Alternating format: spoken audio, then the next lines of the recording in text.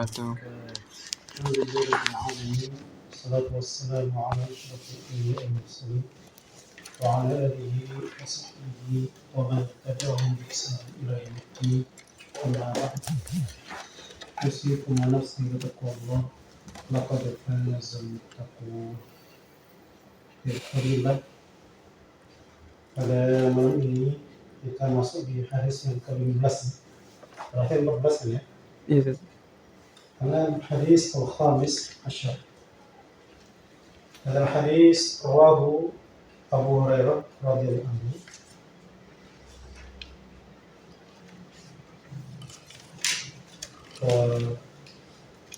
رواه البخاري ومسلم.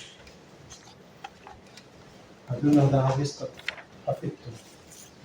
سبحان الله. درست ada tasjid. Sebulan. Ya, al-hadis al-khamis asyar. Man yaqra lana? أنا Ya. بسم الله. عن أبي هريرة رضي الله عنه أن رسول الله صلى الله عليه وسلم قال من كان يؤمن بالله واليوم الآخر فليقل خير أو ليصمت ومن كان فليقل خيرا أو ليصمت ومن كان يؤمن بالله واليوم الآخر فليكرم جاره ومن كان يؤمن بالله واليوم الآخر فليكرم ضيفه. رواه البخاري ومسلم. Terjemah.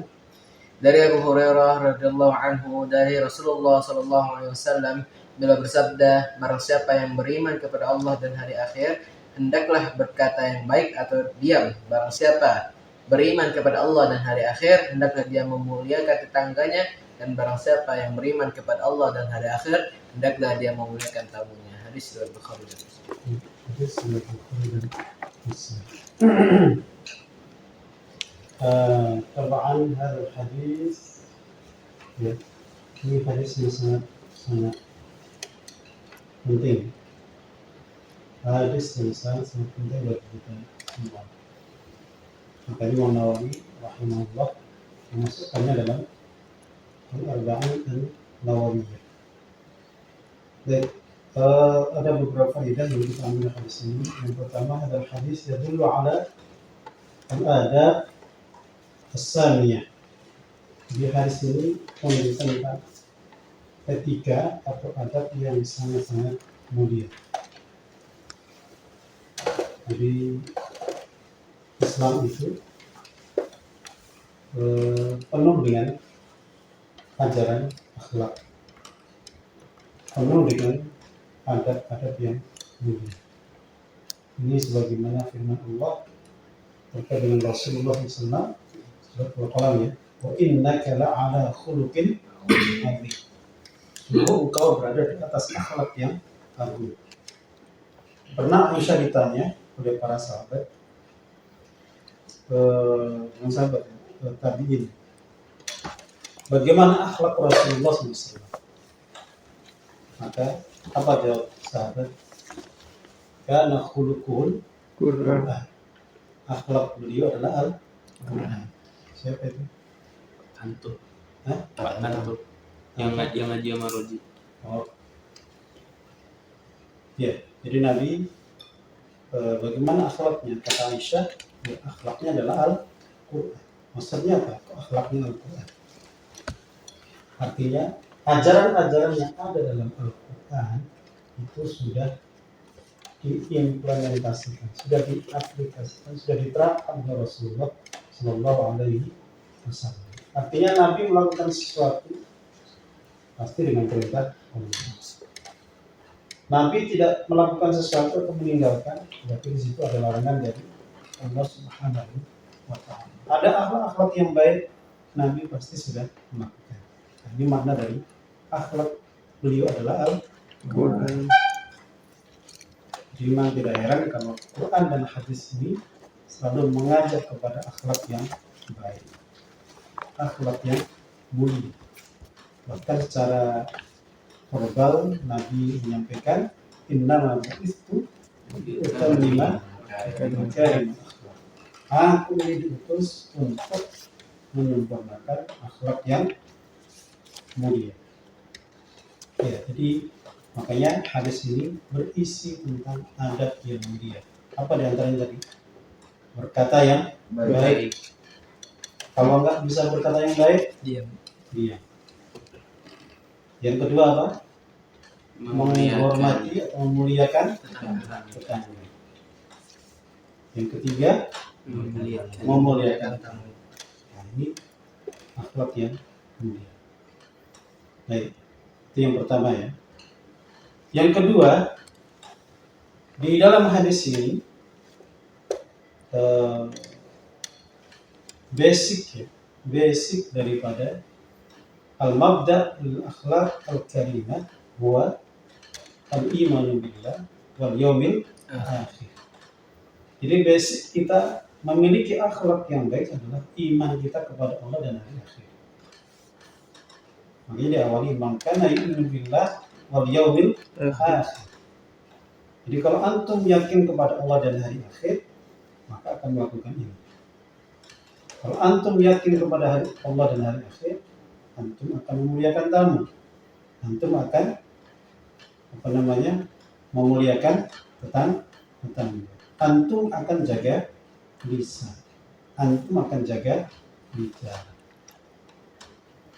Nah, ini jadi sekali lagi basicnya adalah iman kepada Allah dan hari akhir. Antum pasti hafal surat Ara'aital ladzi yukadzibu bid-din, Al-Ma'un ya. Al-Ma'un. Itu ayatnya kan Ara'aital ladzi yukadzibu bid-din. Tahukah engkau orang yang mendustakan agama? Ada mengartikan mendustakan hari pembalasan atau balasan.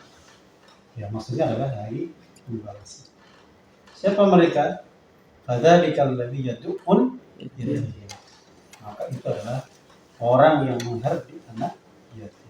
Wala yahuddu 'ala ta'amil miskin. Artinya apa?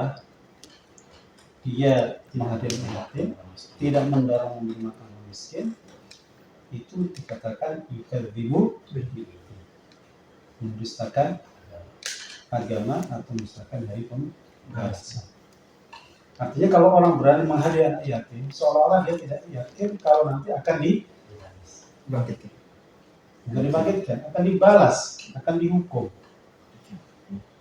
Artinya ada balasan, ada catatan nanti akhir. Jadi seolah-olah dia tidak punya iman, seolah-olah dia tidak yakin dengan hari pembalasan, karena dia berbuat zalim. Anak yatim harusnya disayang, dirahmati, ya, dinaungi, dijaga, malah dihardik.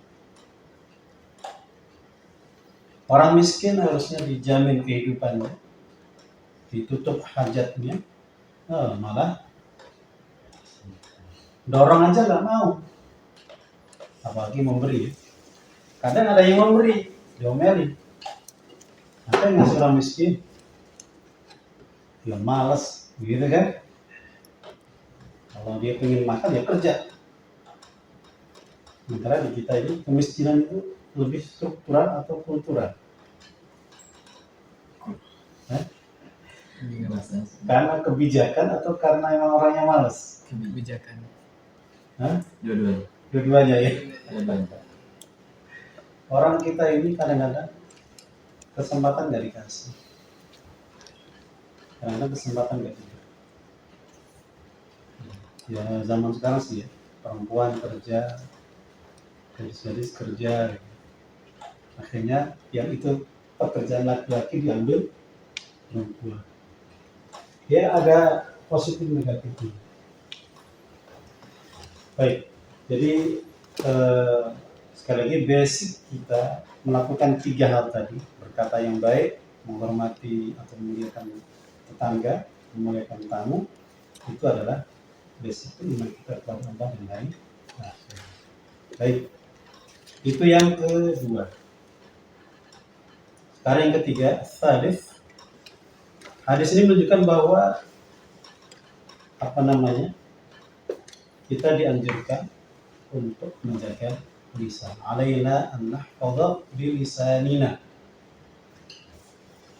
La naqulu illa khairan. Di hadis ini mendorong kita, mendorong kita agar menjaga lisan, menjaga lidah, menjaga mulut kita. Kenapa? Mu'ad bertanya kepada Rasulullah SAW, inna, di hadis berapa itu? La mu'akhaduna bi alsinatina. Ya Rasulullah, apakah kami ini akan diikop, hukum, diberikan sanksi gara-gara lisan kami? Nah, jawab Nabi keras sekali. Apa jawabannya? Keras jawabannya. Waihaka ya Mu'ad, wa hal yakubun nas an-nara ala wujuhihim illa hasadul al-sinah. Tidaklah tersungkur wajah seseorang ke dalam api neraka kecuali buah dari lisan. Nabi jawabnya waihaka. Waihaka keras untuk menunjukkan penegasan itu. Orang Arab memilih begitu. Waihak, celakalah Mu'ad, di dalam manusia tersungkur wajahnya ke dalam neraka kecuali buah dari lisan. Jadi kalau kita beriman pada Allah dan hari akhir, maka dia akan bisa menjaga. Dan yang lain, kami menyampaikan panjat manuli ma baina lihiyai wa ma baina rijlai atman lahu jannah. Siapa yang bisa menjadi antara dua rahangnya? Berarti apa? Antara dua rahangnya. Wa ma baina rijlaihi, dan apa yang di antara dua kakinya. Apa itu? Kembali. Maka atmanu lahu bi jannah. Maka aku jamin untuknya surga. Artinya banyak orang terpleset lidahnya, yang kemudian dia terpleset ke dalam neraka. Ada orang yang terpleset karena kemaluan, yang kemudian dia terpleset ke dalam neraka. Ya. Jadi terpleset juga, terpleset kemaluan itu menjadi sebab seseorang masuk ke dalam neraka. Alhamdulillah. Penyakit manusia di surat apa itu? Innahu kana zaluman. Ya, di surah ini kan? Yang terakhir, Al-Azab ya. Inna aradna amanah kita tahu. Al-Azab. Inna kana zaluman. Al-Azab ya. Inna aradna amanah 'ala as-samawati wal-ardh wal-jibali fabayna an yahmilnaha wa ashfaqna minha wa hamalaha al-insan innahu kana zaluman. Penyakit manusia yang adalah karena dia banyak zalimnya dan jahulah. Apa jahulah? Banyak jahilnya. Jadi banyak zalimnya, banyak bodohnya atau jahilnya. Jadi jahul itu namanya ilmu Allah. Ya, saking banyak zalimnya. penyakit manusia itu baik. Satu nggak tahu, satu tahu tapi nggak mau tahu. Artinya ngerti tapi dilanggar. Misalnya ada larangan malah dilanggar, ditabrak. Perintah malah ditinggalkan. Baik nggak dilakukan, buruk malah dilakukan. Itu namanya dzulum. Tahu lidah itu licin, kata orang, lidah tak bertulang. Karena nggak bertulang, jadi mudah diluncur. Kalau bertulang kan bisa kaku-kaku gimana. Tapi kalau lidahnya nggak ada tulang, licin, jadi mudah bicara, gampang berkomentar, gampang ngomong. Sementara ketika lidah terpleset saja, maka itu bisa menjadi bahaya bagi yang memiliki lidah tersebut. Makanya saya lupa teks Arabnya. Betapa banyak orang mati gara-gara terpleset lidah. Sedikit yang mati karena terpleset kaki. Jadi kalau terpleset kaki masih ada obatnya. Tapi kalau terpleset lidah itu bahaya, berbahaya. Makanya lidah ini harus disibukkan dengan kebaikan. Sibukkan dengan kata-kata yang ini harusnya benar kalau bicara tentang lidah. La yablughu 'abdun haqiqatal iman hatta yuzina ma min lisani. Khazin itu bendahara, dia menahan.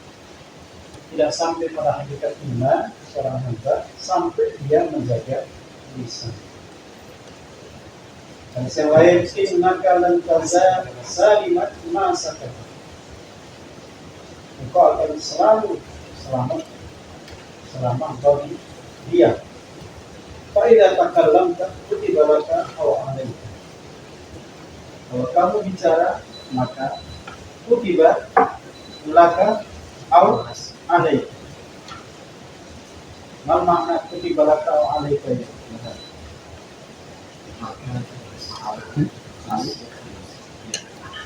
Kutiba laka dapat pahalaka ini manfaat atau kutiba alayka catat atas.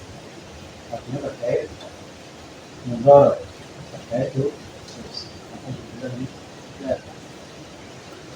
dalam hadis yang lain, man somata naja,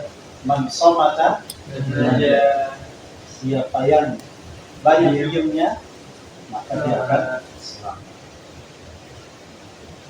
Ada ungkapan juga, diam adalah emas, bicara adalah perak.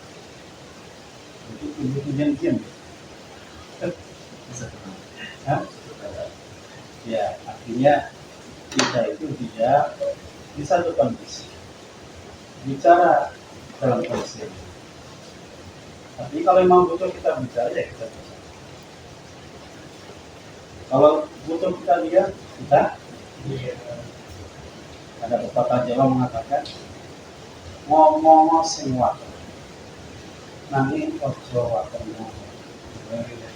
ngomong sing waton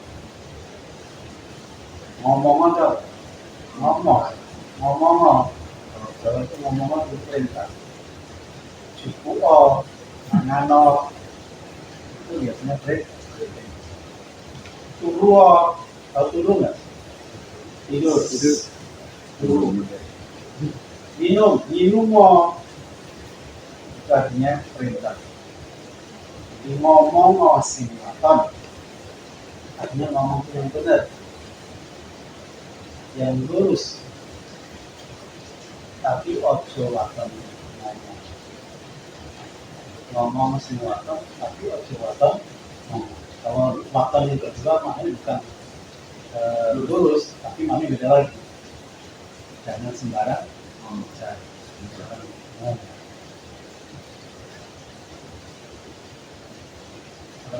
Ini kan bahasa Jawa. Saya nggak tahu dari Lombok mau tanya apa ya. Kayak alat-alat asal. Lo tahu? Alat-alat asal. Wah, Semua daerah. Anda tahu dari mana? Hah? Oh, sering dengar. Pelan-pelan, tak yang penting ya. Daripada cepat. Jadi alam-alam asal santai, pelan. Jangan ngebut, karena ngebut perawat salah. Ya, baik. Jadi sekali lagi, mari kita jaga lisan. Jadi membuktikan kita iman kepada Allah adalah dengan menjaga lisan. Ingat di surat Qaf ya. Ma yalfidhu min qawlin illa ladaihi raqibun atid. Tidak ada kata yang terucap keluar kecuali di situ ada raqib dan atid. Ada yang nyatet, ada yang ngawal. Itu raqibun atid. Dan hadis-hadis yang lain banyak sekali hadisnya.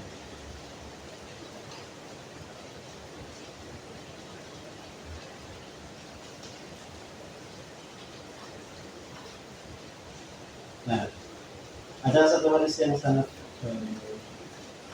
agak apa ya, menyeramkan,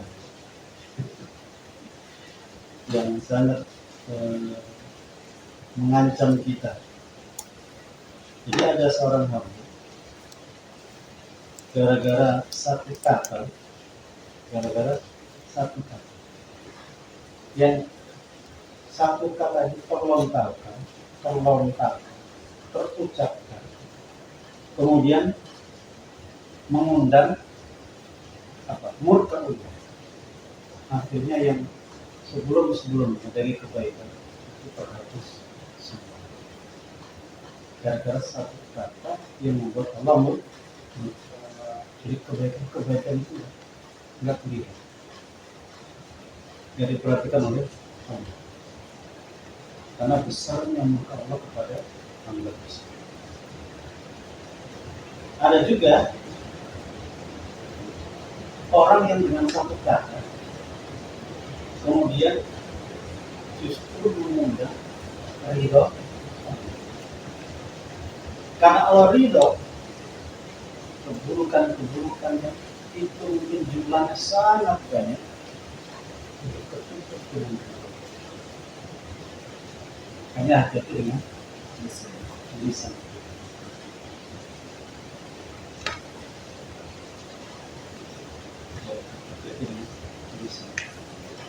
Tadi hadisnya tidak intinya gara-gara satu kali, gara-gara satu kali. Nah, Al-Qiyat mengatakan ma hajja wala ribata wala jihad asyaddu min habs lisan. Ma hajjun wala ribata wala jihad asyaddu min habs lisan. Tidaklah haji, riba, jihad itu lebih dahsyat dibandingkan menahan lisan. Jadi saking bahayanya lisan. Riba, nama riba. Isbiru, wasabiru, warabitu. Akhir menerima riba. Mana riba? Ribatul ukhuwati yajma'una. Riba, mana riba? Riba itu ikatan. Tapi riba di sini adalah orang yang berjaga di pos-pos keamanan, biasanya di perbatasan, atau orang yang berjaga kita di mana-mana. Jadi kalau kita lagi kondisi jihad perang, maka nanti ada satu pasukan yang khusus menjaga ronda malam. Jadi menjaga jangan sampai ada musuh yang menyusup dan itu namanya riba.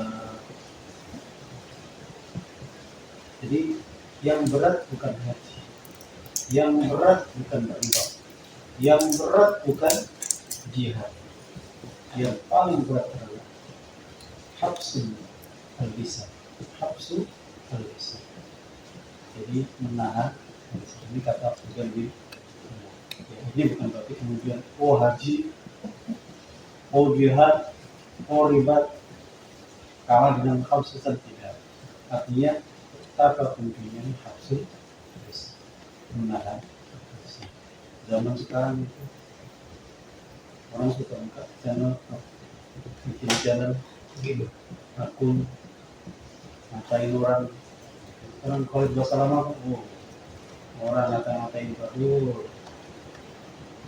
Ya. Namanya Ustaz, apakah selalu benar? Ya kadang-kadang terpleset. Tadi yang kita bilang melakukan al-zaluman. Jadi kadang-kadang nggak ngerti, orang kan jadi salah. Artinya bukan bagian beliau kayak begitu bukan urusan beliau. Saya juga ada Profesor Dr. Agil Munawar di penjara 1 tahun, itu menteri agama. Itu orang pintar sekali. Profesor Dr. Agil Munawar. Al-Quran sebelum ada hidayat ayat berapa, halaman berapa, di pojok kanan itu dia yang mulai. Karena mengapakannya belum hadis, belum usul fikih, belum kemudian sirah. Jadi wajib ulama itu Syafi'i, baik tahun berapa juga tahun berapa, hafal semua. Kalau ada tuh nggak bawa kita mau langsung ke papan tulis, kepala semua. Cuma terpleset gara-gara apa? Kayak mungkin agama yang kemarin, bukan arti apa namanya kuota haji. Nah, kalau beliau itu setiap ke pesantren, setiap ke pemuka agama, beliau kasih itu apa namanya angpau lah dalam bahasa kita. Itu dari dana haji. Dan haji yang nganggur itu loh, dana abadi namanya. Kan ada kerugian banyak yang dianggap itu mungkin sosial atau gimana. Ternyata ada aturannya, nggak boleh. Dipikir boleh. Dan itu kan bukan orang administrasi, bukan orang yang tahu betul undang-undang. Harusnya yang ngingetin itu bagian hukumnya. Akhirnya terpleset, masuk penjara, kalau nggak salah 1 tahun. Ini kurang alim. Makanya hati-hati kalau kita berkomunikasi. Ya, itu jaga lisan. Berikutnya alhamdulillah yang terkait tadi yang pertama adalah Faliyatul khairan au yes. Maka mungkin berikutnya adalah hadis ini dalam kita agar memuliakan. Ya'us alaina an nukrim al-jar. Nah, jar ini mau tetangga dekat maupun tetangga jauh. Di Quran harus apa itu? Wasahib wal jaril qurban. Wal jaril yunus. Bil qurba yang punya hubungan kerabat. Yang jaril junubi itu yang jauh, yang tidak ada hubungan kerabat. Ada mengatakan tetangga itu tetangga dekat rumah. Kalau yang jauh dari rumah. Nah, cuma tetangga ini hitungannya berapa? Ada gantung hurufnya. Artinya ngukur dekat jauh itu huruf Kalau tetangga di sini sama di Papua pasti beda. Ya, di Papua mungkin jarak rumah satu rumah, kemudian rumah berikutnya berapa meter? Jauh, 100 meter saja. Makanya luas-luas mereka itu. Kalau di sini jadi 40 dekat banget gitu. Nah, kalau semua makanya cara menghitung dekat dan itu bagaimana untuk di sini satu komplek bisa rumah 1000. Kalau satu RW, ya, di Papua satu kecamatan mungkin menjadi cuma berapa ribu. Itu satu kecamatan loh ya. Jadi baru satu RW. Aku kalau masuk ke pariwisata, jadi kecil dan luar. Ketika masuk rumah banyak sekali. 2 RW bisa berapa ribu? Gede. Itu baru batas sini ya. Belum masuk batas yang lain. Paris, Kyoto, tetangga itu banyak sekali. Ya, intinya tetangga kita jauh itu hitungnya dengan jauh. Yaitu ada sebagai mengatakan 40 belakang, 40 depan, 40 samping kanan, 40 samping kiri. Jadi kalau di sini mah dekat. Ya, tapi intinya kita baik-baik sama tetangga kita. Ya. Nah, jar tidak bisa diartikan orang yang jar. Alladzi yujawiruna, yang bertetangga dengan kita, yang dekat dengan kita. Kalau di pabrik, memang kerja. Kalau di sini, ini memang tetangga semua. Kan dekat semua, cuma satu kamar. Itu terjadi ya. Ilham kuliah, teman sekolah, teman jualan itu juga ya. Jadi dari maknanya luas.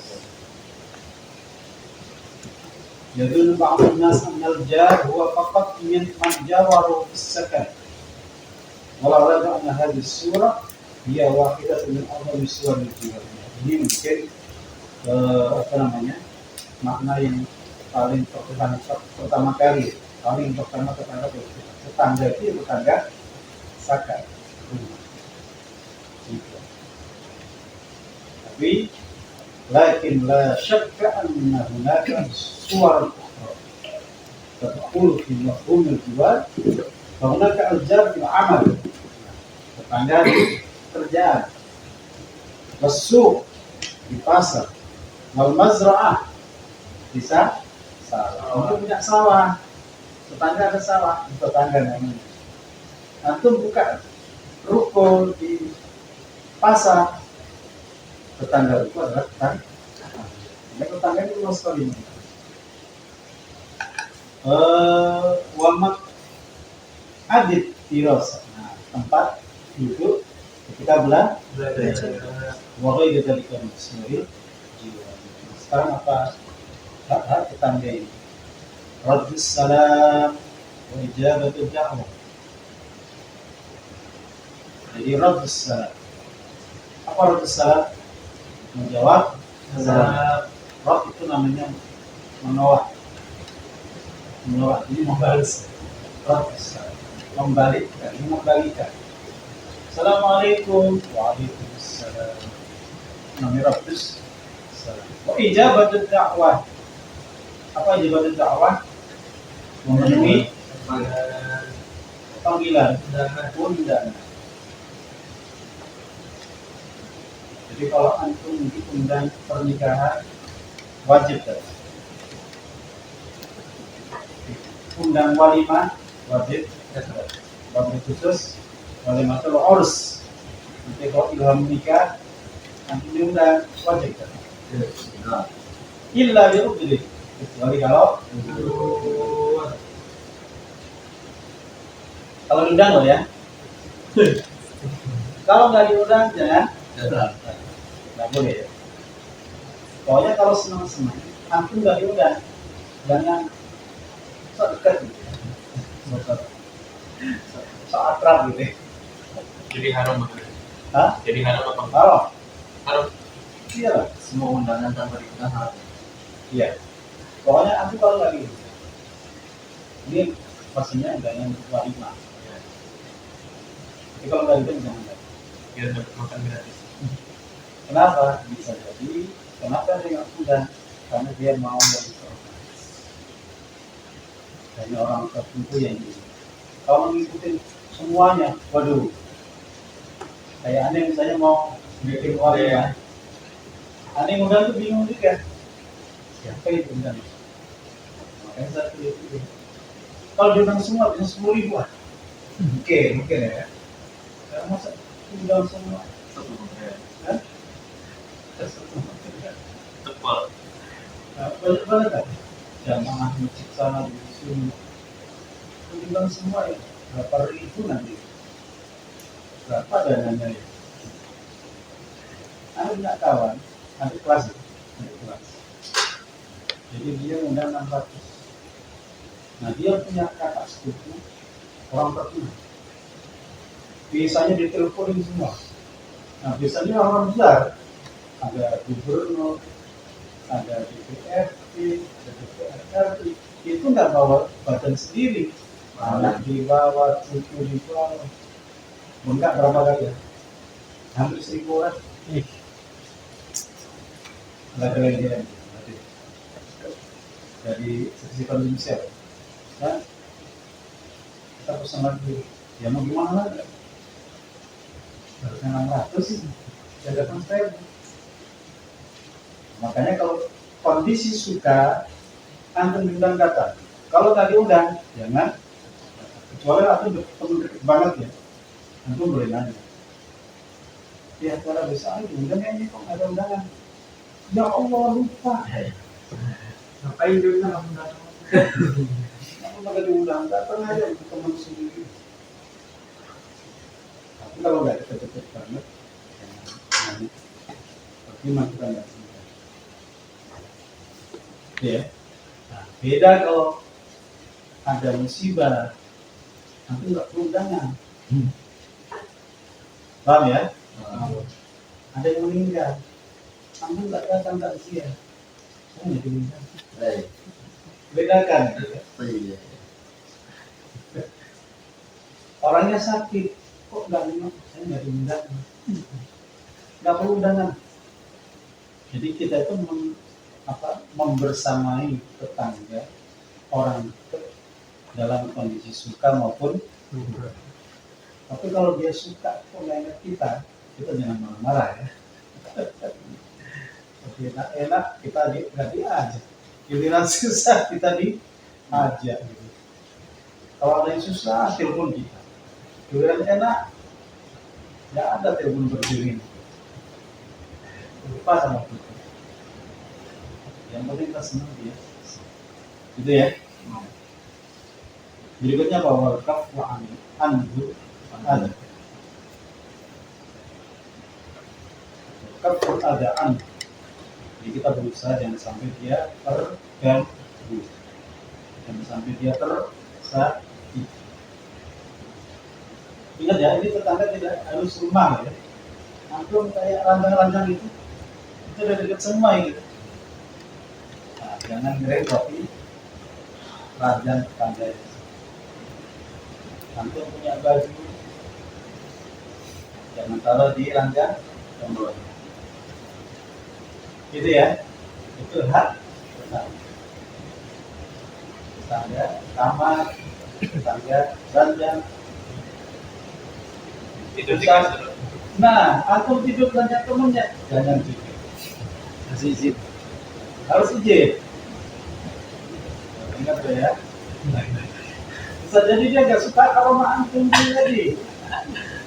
Ya nggak? Ya. Nah, kalau antum tidur mesti cerita. Aromanya beda dengan yang punya ranjang. Nah, penting gitu ya. Ini dalam kami. Tapi Islam tidak punya radio yang lain. Kalau misalnya ada aku yang untuk menantu, sikapnya gimana? Biar ya. Rasul mengadakan.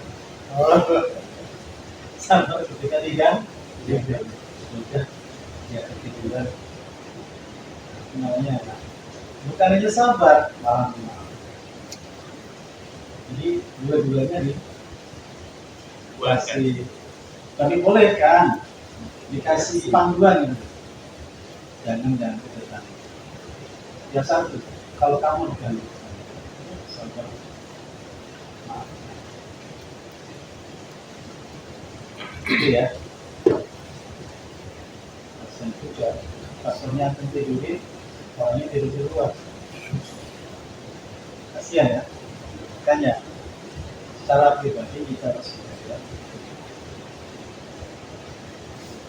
Oke berikutnya satu wasiat atau ibtihi disabar apa sabar ditutup jaga dohor makan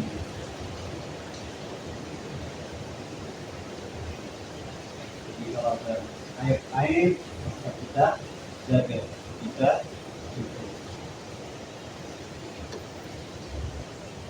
kan kewajiban kita mengingatkan menasih ada seorang sahabat namanya Jabir bin Abdullah berbaiat kepada Nabi untuk selalu berbuat baik kepada saudara muslim. Itu juga tetangga. Ini banyak tetangga juga. Tapi minimal tadi membersamai dalam keadaan suka maupun berduka. Hanya ketika memberi salam itu kondisi suka. Orang nyalami itu sih. Salam kita memberi doa. Kalau menurut kan baik. Soalnya yang enak-enak tadi. Bahkan ketika dia bersih, cupres, hapus. Dia baca apa? Alhamdulillah. Nah, kita menjawab, ya Alhamdulillah. Dia jawab lagi, ya Allah. Yusuf. Orang bersih itu seneng nggak sih? Seneng nggak? Senang, nikmat. Coba aku mau bersih nggak jadi. Kayak ada yang kurang. Kata orang ahli kesehatan, orang bersih itu ada yang mengatakan sendi-sendi itu luas, terus seperti kembali ke posisinya. Nah, berarti menyehatkan ya? Ada yang mengatakan bersin itu mengeluarkan virus yang di dalam keluar. Luas. Makanya diajarkan kalau bersin ditutup, gitu ya. Kalau ada yang kena, kemudian dicuci. Jangan bersin langsung dibuka lebar-lebar. Diarahkan kayak peluru gitu ya. Nah, boleh ya. Nah, itu kondisi saya. Maka dia alhamdulillah. Dan kita ya alhamdulillah. Baik. Yang terakhir ini terkait dengan al-jar al-dhaif. Jadi hadis ini mendorong kita untuk ikram afdal. Kalau mengatakan wajib ya, wujub ikram afdal.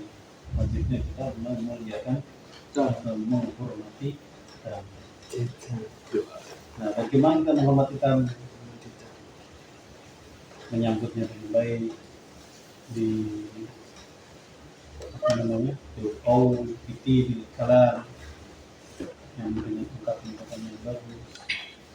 Dulu pernah Abu Bakar sama Umar keluar, ditanya, Bakar ada apa? Lapar. Umar lapar juga. Terus Nabi keluar. Abu Bakar, Umar, kenapa kalian pada keluar? Apa kata mereka? Apa ya Rasulullah? Alladzi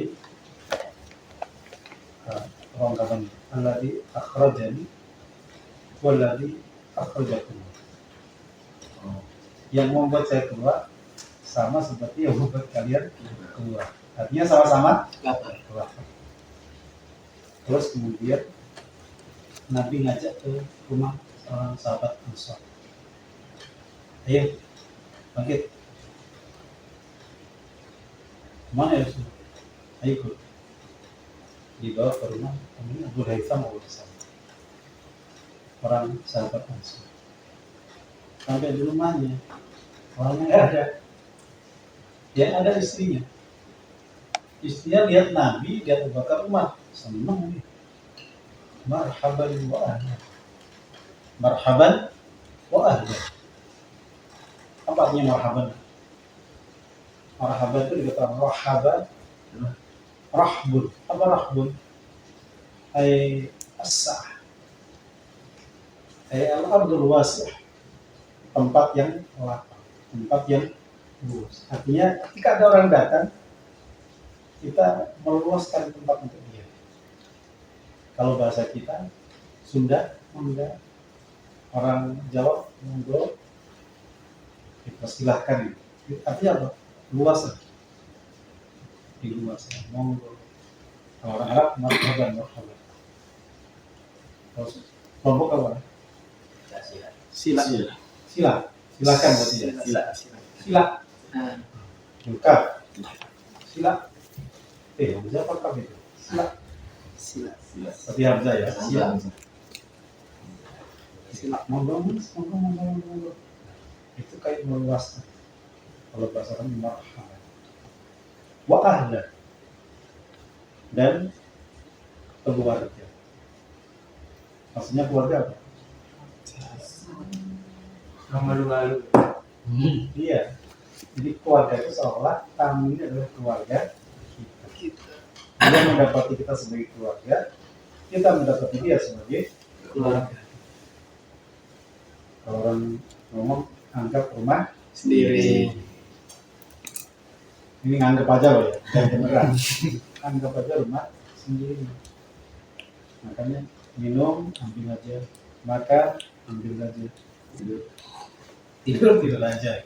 Nah, kalau tamu yang bener kan begitu. Tamu di Islam itu sebenarnya sampai 3 hari kan, jatuhnya 3 hari. Itu namanya diyafah. Doif itu karena dapat diyafah. Diyafah itu apa? Jam. Di atas 3 hari, apa dong namanya?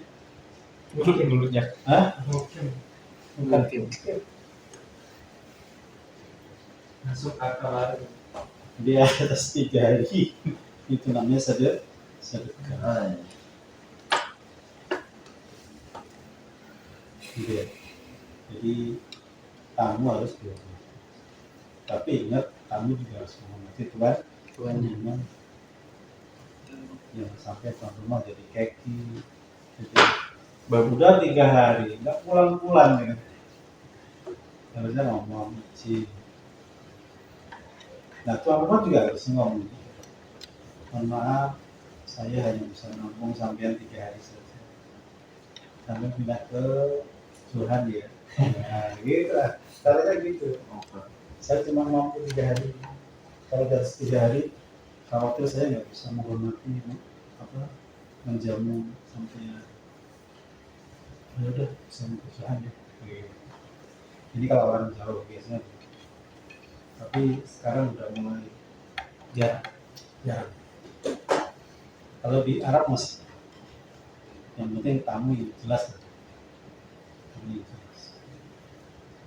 Kalau zaman dulu Nabi Ibrahim, surat apa itu? Ataka hadithu dhaifi Ibrahim al-mukramin. Apa surat itu? Dzariyat ya. Itu mulianya masuk. Apa yang ditanya? Idakhalu alaihi faqalu salam. Terus? Qala salam. Apa maksudnya itu? Malaikat. Salamun qaumun munkar. Salam untuk kalian. Kalian adalah qaumun munkarun. Bukan mungkar. Mungkar bukan. Mungkarnya maksudnya tidak dikenal. Mungkar. Jadi qaumun munkar. Ini orang-orang kita tidak kenal. Qaumun munkar. Faragha ila Ahlihi. Raja Ijlin. Ini Nabi Ibrahim itu terus mimpi kalau secara mimpi itu nyamar itu nggak kelihatan, tiba-tiba hilang gitu. Ternyata nyembelih sapi muda, ya kan? Raja Ijlin sapi muda gemuk. Fakar bahu alat فأوجس منه قالوا وبشروه بغلام عليم. Jadi Nabi Ibrahim kamu nggak kenal disembelihin sapi, apalagi dikenal. Kayak apa jamuannya ya? Kasih rumah. Masih gede juga ya dia. Jadi tipe kalau orang Arab zaman dulu kayak Nabi Ibrahim gitu. Tapi nggak biasanya disebut rajulun karim. Jadi karim itu identik dengan dermawan. Biasanya ada al-jud sama al-karam. Al-jud wal karam. Jadi jud itu dermawan, karam itu mulia. Iya. Ya, Nabi Ibrahim dia nggak kenal bertamu terus beli sapi kan dikenal itu penghormatan pada tamu. Kebiasaan seperti ini sudah mulai palingan orang tidak nyaman kalau ada tamu. Kalau bisa jangan ke rumah deh, tempat yang lain aja. Sekarang udah deh, kita di warung. Ini ketemuannya ya. Ketemu di warung Padang aja ya. Kita ketemuan di warung bakso aja ya. Bukan ke rumah. Karena memang ya mungkin kondisi ya. Sekarang banyak orang-orang yang aneh-aneh. Jadi moral hazardnya udah rusak. Menjaga moralnya ada media. Baik, ini yang menunjukkan betapa Islam ini perhatian dengan ada wal akhlak al-karim. Jadi yang tadi adalah menghormati tamu. Ada tamu itu unik, mau kadang-kadang jualan makan, jualan makan, jualan minum. Minumnya apa? Air putih, teh manis, atau kopi? Jawabnya apa? Sirup. Sirup. Bukan. Dosa. Sebelum makan teh manis, setelah makan Yes, kopi. Jadi dapat semua dia. Oh, itu bikin geragas. Geragas itu apa? Tomak. Sama Rakus. satu diri. Nggak tahu diri. Tapi harus tetap dimuliain orang nggak tahu diri. Hah? Orang nggak tahu diri tetap dimuliain. Oh iya, ini tamu. Tapi tetap dia ada kurang, udah tidak punya adab. Diusir. Jadi tuan rumah. Ya. Kira itu ya. Jadi sentuh.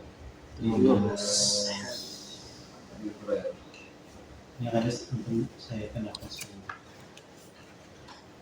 Oke, lalu tidak punya soal. Tidak ada yang soal. Nah, tadi.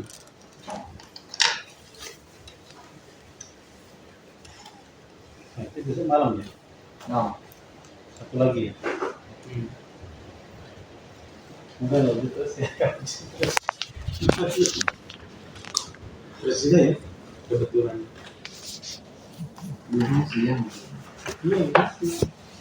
Oke, nah kita pembicaraan di kepala di majlis. Assalamualaikum